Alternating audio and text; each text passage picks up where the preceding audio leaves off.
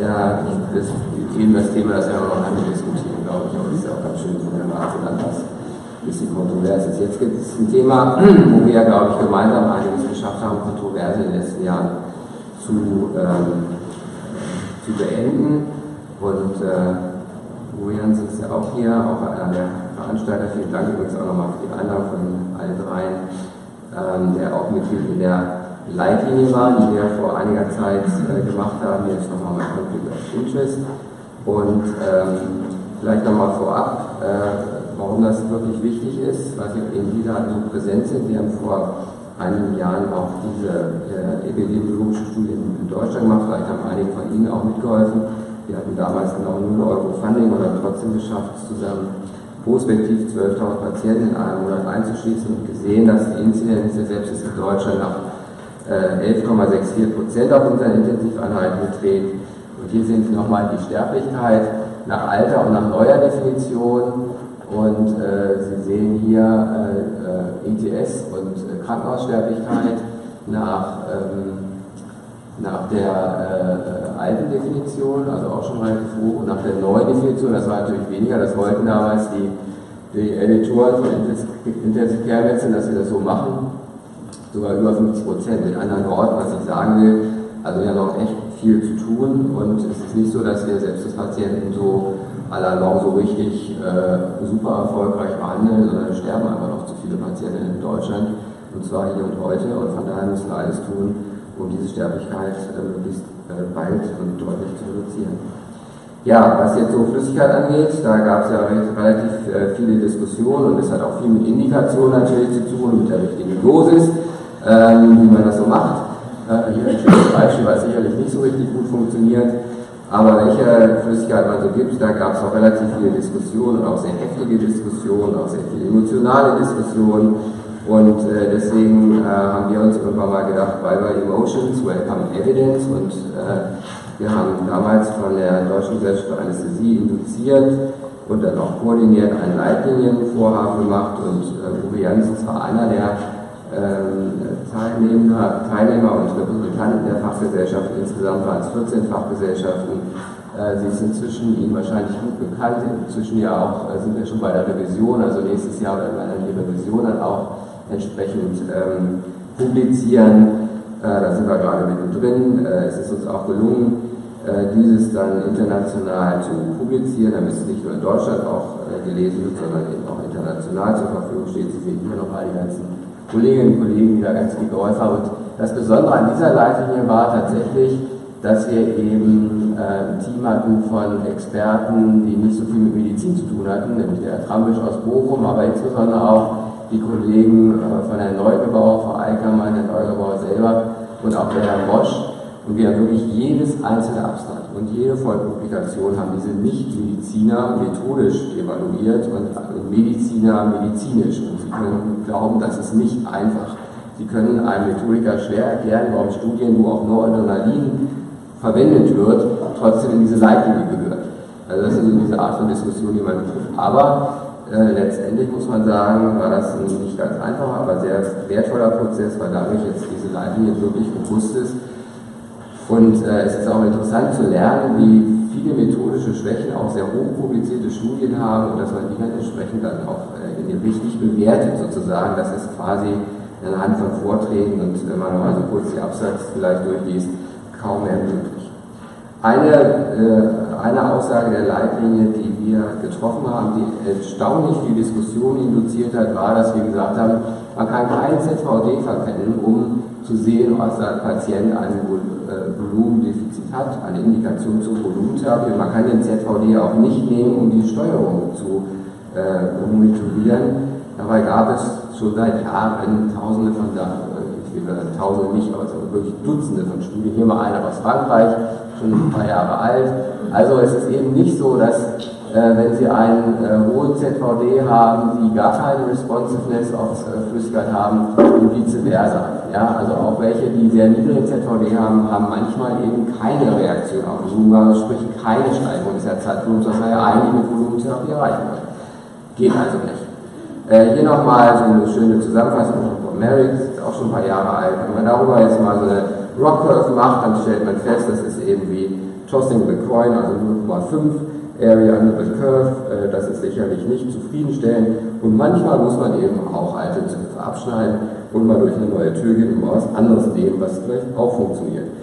Gerade im Intensivbereich ist es so, dass wir entdeckt haben, dass das Lavungsmanöver oder auf Neudeutsch Passive Leg Raising hier durchaus schon mit einer gewissen Evidenz assoziiert gewesen ist. Idealerweise macht man das mit der Messung eines Schlagvolumens dann assoziiert. Man kann initial, wenn Sie das noch nicht haben, dann auch den mittleren arteriellen Blutdruck nehmen. Das ist aber pathophysiologisch nicht wirklich gut, muss man sagen, die da sind nicht gut, aber man hat initial meistens nicht gleich ein HZV-Mess-Device parat, aber das sollte man wirklich schnell dann auch den Patienten zuführen. Was Sie dann nehmen, das ist völlig abhängig von Ihrer Erfahrung, was Sie haben.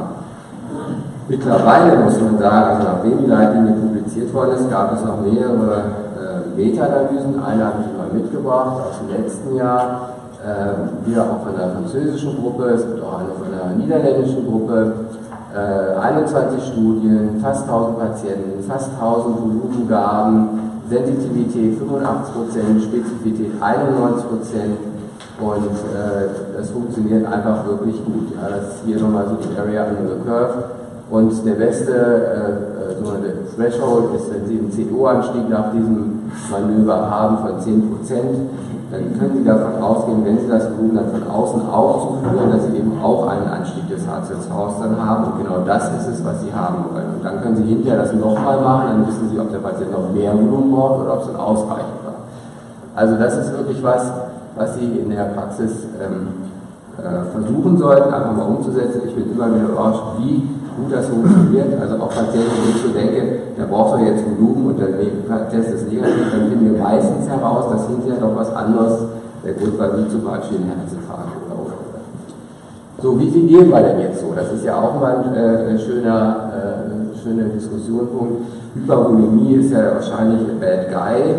Da gibt es ja auch viele Daten, die sind auch schon durchaus ein bisschen älter. Wir haben vor ein paar Jahren ja mal SOAP gemacht. Der hat schon Louis mit Sawyer 2002 gesagt, let's do SOAP und die haben es alle gemacht und über 3000 Patienten an eine Studie eingeschlossen, dann kurze Zeit später. Das war eine Observationsstudie. Und unter anderem kam raus, dass die kumulative Flüssigkeitsbilanz ein unabhängiger Prädiktor für die Sterblichkeit unserer Patienten auf den Intensiveinheiten ist. Also alles klar. Und dann gab es auch diese zum Beispiel von ADS Netzwerk, die gesagt hat, machen wir jetzt eher so eine restriktive Flüssigkeitsstrategie bei Patienten mit akutem Lungenversagen oder eher eine liberale. Und dann kam raus, kein Unterschied im Outcome, aber die restriktive Strategie war assoziiert mit einer Reduktion der Wartungsdauer, Reduktion des Intensivaufenthalts und kein Anstieg des nicht-pulmonalen Organversagens, sprich Nierenversagens. Also ganz klare Sache, restriktive Strategie bei Patienten mit AI wird empfohlen.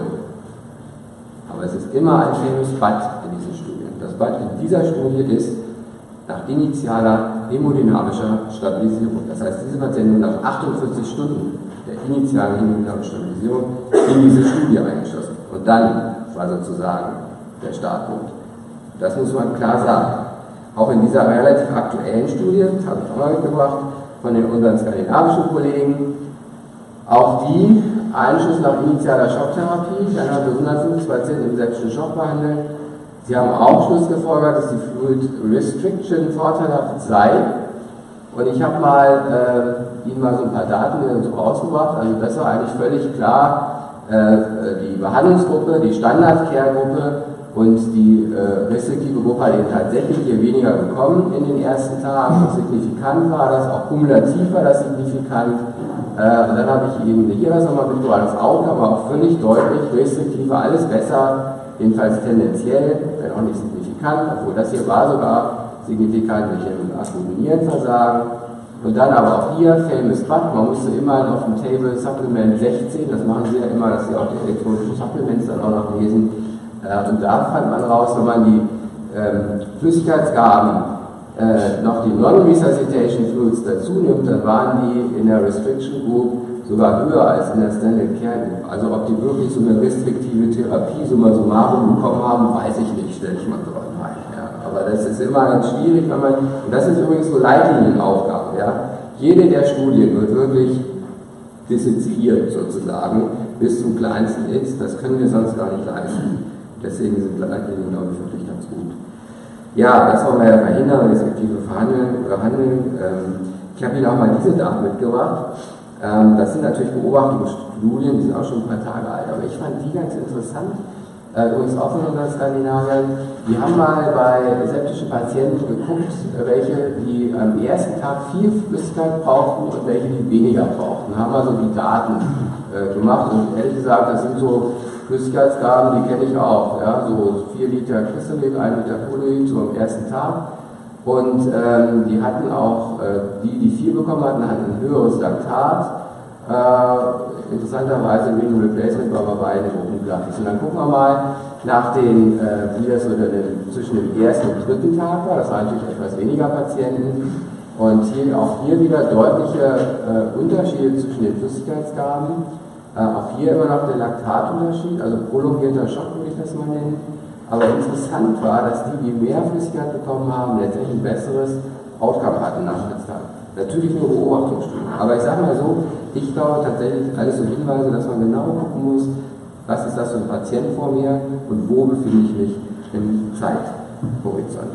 Ganz aktuelle Daten, jetzt aus dem DGIIN zum Beispiel, fast 50.000 Daten mit Sepsis, Untersuchungen dieser frühen Zeit, dieses frühen Zeitpunktes, und die haben raus, Schlussfolgerung, Antibiotika gut so früh, Flüssigkeitsgabe nicht. Also hier nochmal deren Ergebnisse, ja, also da war sozusagen die initiale Flüssigkeitsgabe nicht negativ, aber eben auch nicht positiv.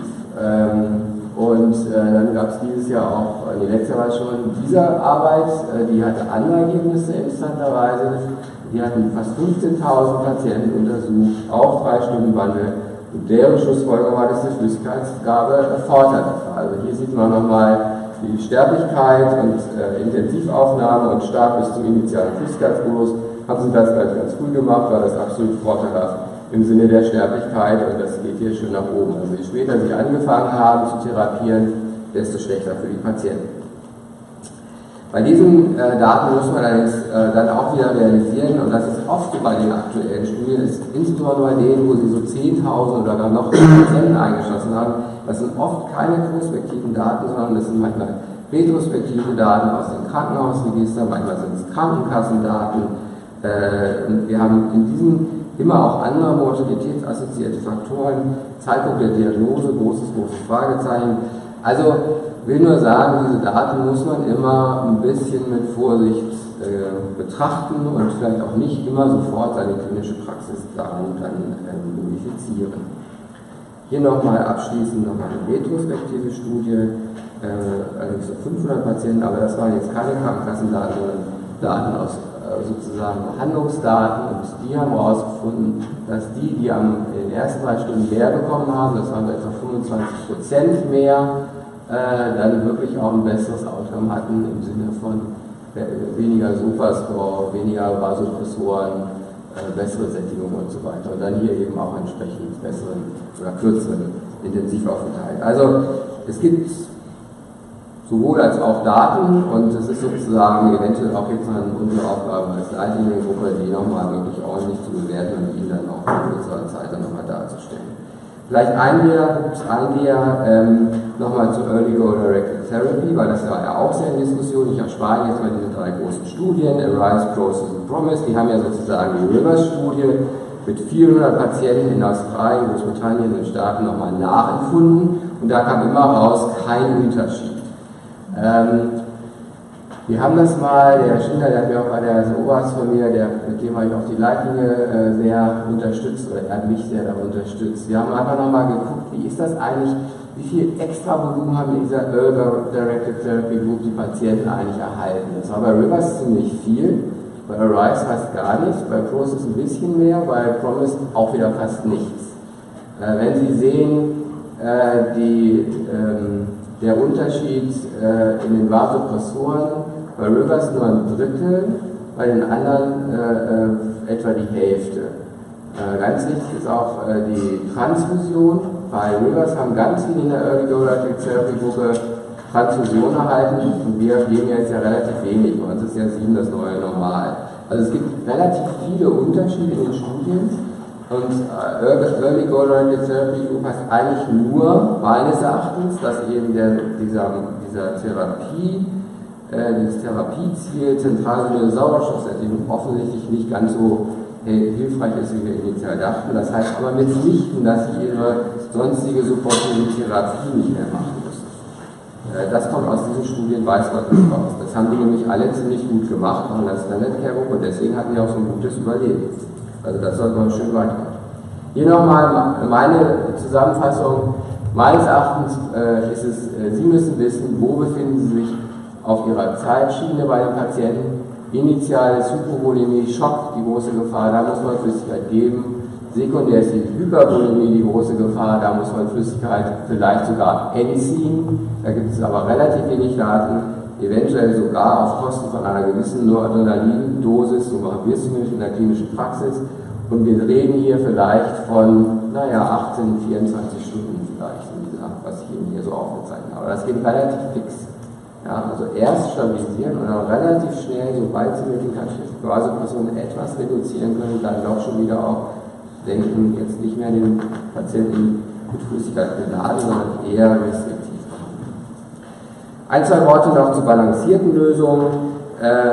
Hier 2 Beobachtungsstudien von den UNOS, relativ klare Sache. Wenn Sie balancierte Lösungen nehmen, haben Sie besseres Outcome im Sinne von renaler Dysfunktion und auch von Renal Replacement Therapy. Die prospektiven Studien, die gemacht sind, die habe ich jetzt mal nicht mitgebracht, die waren nicht so. Der Split Trial aus Australien war nicht so, aber da haben wir wieder die falschen Patienten eingeschlossen. Auf jeden Fall von der Leitlinie, ganz klar aufgrund der Evidenz, zumindest bis zum Jahre 2013, die wir hatten, isotone Kochsalzlösung soll zum Volumenersatz in der Intensivmedizin nicht verwendet werden. Machen wir auch eigentlich in Deutschland nicht, aber Sie müssen wissen, weltweit ist das am häufigsten verwendete Kristalloid. Balancierte Lösungen sollten verwendet werden.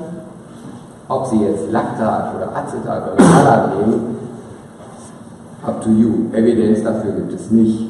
Man muss auch sagen, die wird es wahrscheinlich auch nicht geben, weil die Unterschiede sind relativ gering und Sie müssen 10.000 Patienten einschließen, da wird wahrscheinlich nichts mehr umfangen. Die meisten von uns nehmen ja heutzutage eher in Deutschland sowas, aber da gibt es letztendlich keine Evidenz für.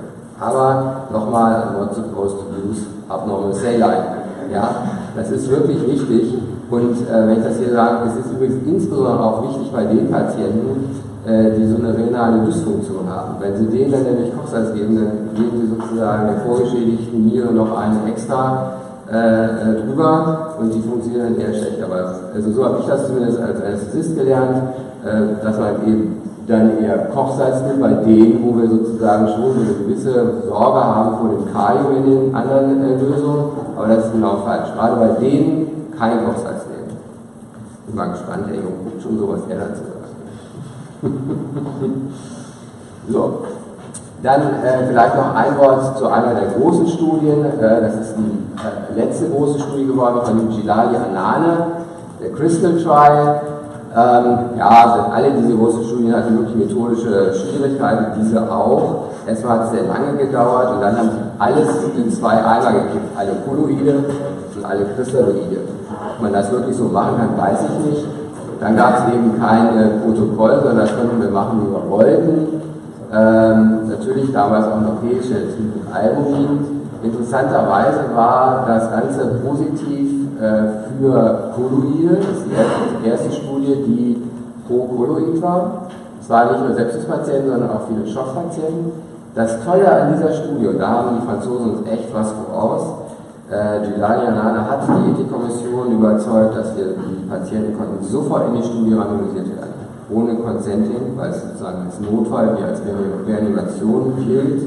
Es ist sowieso in Frankreich leichter, Intensivpatienten in Studien zu randomisieren. Und das ist natürlich toll, weil dann genau diese Zeit, über die wir immer reden, eben auch untersucht worden ist. Und das hatten die anderen ja alle nicht. Die haben ja nach 12 Stunden in der erst angefangen. Also das war wirklich gut und auch zum Nachhaben.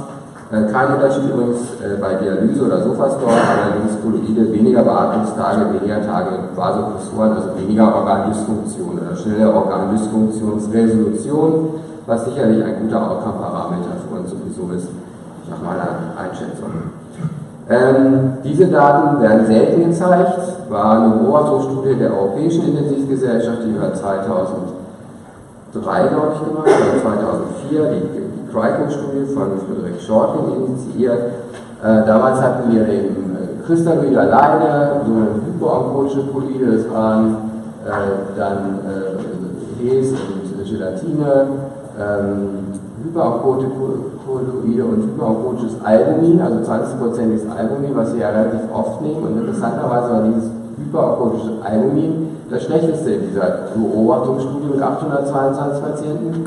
Mehr Renal Dysfunktion, mehr Renal Replacement Therapy und sogar mehr 28-Tage-Sterblichkeit. Wenn man jetzt mal auf den Kongressen mit den Kolleginnen und Kollegen mal so diskutiert und versucht man eine Erklärung, das hat irgendwie keiner, aber wie gesagt, wird auch nicht so gerne darüber gesprochen eigentlich, weil man hat ja eher so die großen Studien jetzt, wie die Albios-Studie, die übrigens nach 28 Tagen und nach 90 Tagen einen Unterschied zu Crystalloid fand. Es war auch keine, es war eine Albumin-Behandlungsstudie sozusagen, da wurden Albuminwerte und weniger Volumen untersucht. Wenn hier übrigens Luciano Gattinoni stehen würde, der würde jetzt die Subgruppe zeigen, die dann nämlich positiv war für Albumin, aber ich kann nur sagen, wer von Ihnen benutzt AT3? Keiner, weil nämlich das in der Studie dann auch negativ war. Genau, in der Subgruppe Post-Hoc war dann auch die ohne Heparin mit AT3, die waren ja auch positiv, aber das hat uns auch nicht alle überzeugt, dennoch AT3 zu nehmen. Und so ist das eben hier auch. Also in anderen Worten, es kommt ja jetzt auch eine neue Studie, das muss man am besten mal untersuchen, ob das bei den besonders schwer Kranken eben was bringt. Wenn das dann so ist, dann muss man das dann auch geben. Aber bisher ist es eben nicht besser und nicht schlechter als Crystalloid alleine. Wie ist das mit Gelatine? Es heißt ja immer, es gibt keine Daten. Ein paar gibt es schon. Diese Meta-Analyse war extrem gut gemacht, auch von den Methodikern sehr gut gewertet. 30 ACTs mit 2700 Patienten. Gelatine hat im Vergleich zur Stärke zumindest ein reduziertes Risiko des akuten Nierenversagens. Und schön finde ich auch diese Studie, das ist jetzt nicht Evidenz, aber so ganz schöne klinische Praxis, die nochmal auch das nochmal betont, was ich vorhin gesagt habe, dass der Sold Molnar aus Szeged in Ungarn, der hat damals mit FICO-System intratorales Blutvolumen gemessen, hat damals Gelatine und Hes in der frühen Selbstuntersuchung und hat da gesehen, wenn man Kolloide gibt, dann steigt tatsächlich das intravasale Volumen und damit eben auch das HZV und auch die DO2, also genau das, was dann passieren soll. Interessanterweise in dieser frühen Phase keine Erhöhung des extravaskulären Lungenwassers, also sprich offensichtlich das kapilläre Leck am Anfang noch nicht ganz so ausgeprägt wie später bei den Patienten. Die haben wir letztendlich entschieden in der Leitliniengruppe auf Grundlage der vorhandenen Evidenz grundsätzlich Volumenersatz bei Intensivpatienten mit Crystalloid-Lösung mit dem Grade of Recommendation B. Hes sollten wir nicht mehr nehmen, kleine Hintertür, vielleicht im hämorrhagischen Schock, aber wenn man es mal bei Licht betrachtet, nehmen wir ja, glaube ich, alle kein Hes mehr auf den Intensiveinheiten. Wir haben gesagt, wenn Sie der Meinung sind, als behandelnde Ärzte, behandelnder Arzt, dass Sie den Schock alleine mit Crystalloid nicht behandeln können, nicht ausreichend therapieren können und nicht schnell genug, dann können Sie auch Gelatine oder Humanalbumin gleichzeitig verwenden. Auf jeden Fall sollten Sie balancierte Lösungen nehmen, egal ob Crystalloid oder Kolloide. Ja, und dann sollten wir mal eine richtig gute Studie machen, haben wir uns überlegt. Wir haben dann auch ein Statement abgegeben und das ist, glaube ich, hat nochmal so betont wirklich, dass das wichtig ist, dass wir eben, wenn wir dann jetzt schon mal Studien machen, dann eben diesen unverzüglichen Studieneinschluss, also eben die kritische Phase tatsächlich untersuchen. Und dann müssen Sie sich immer klar machen, dass in all diesen Studien ist der ZVD verwendet worden. Und ich habe Ihnen gerade am Anfang erklärt, der ZVD taugt aber wirklich gar nicht dazu. Ja, weder zur Indikation noch zur Steuerung.